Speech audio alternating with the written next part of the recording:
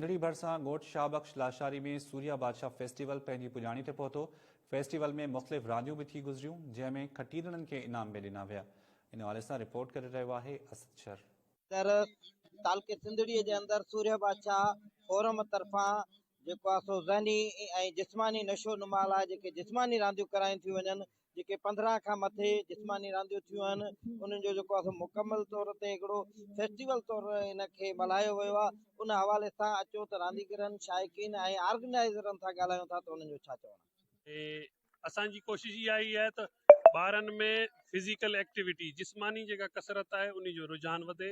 हीउ जेको mobile games ऐं जेको आहे सो ही वर्चुअल गेम्स में अॼुकल्ह जा ॿार अची विया आहिनि, सॼो ॾींहुं मोबाइल झले हुन में गेम खेॾनि पिया, उन सां हुननि जी ज़हनी या जिस्मानी सलाहियत वधे नथी। हू सिर्फ़ु हिकिड़ी शइ जा एडिक्ट या आदी थी वेंदा आहिनि ऐं उहो कंदा रहंदा आहिनि। जिस्मानी गेमूं खेॾण सां उन्हनि जो जिस्म तंदुरुस्त रहंदो ऐं हिकिड़ो तंदुरुस्त जिस्म जेको आहे उहो ई हिकिड़े तंदुरुस्त दिमाग़ खे जनम ॾेई सघे थो। 400 एथलीट्स सिंधड़ी तालके जे 400 एथलीट्स शिरकत कई आहे। उसकी मैनेजमेंट जे लाइ असांखे का जेको आहे सो वाटर टैंकर या वाटर कैनन वग़ैरह अहिड़ी शइ जेका अवेलेबल न हूंदी आहे। इन ग्राउंड्स के मैनेज करण में तमामु घणी परेशानी थिए थी, ख़ासि तौर ते सर्दी जे मौसम में हिते डस्ट इलाही उॾामे थी ऐं खिलाड़ियुनि खे जेको आहे सो परेशानी जो मुंहुं ॾिसणो पवे। असांखे को डिस्ट्रिक्ट स्पोर्ट्स बोर्ड जे तरफ़ां इन जे लाइ गोल पोस्ट मिली वञनि या जेके हाई जंप ऐं लॉन्ग जंप वग़ैरह जा इवेंट आहिनि उन जे लाइ असांखे का सहूलियत इन में मिली वञे त इंशाल्लाह असां इन खे बहितर तरीक़े सां ऑर्गेनाइज़ करण में कामयाब रहंदासीं।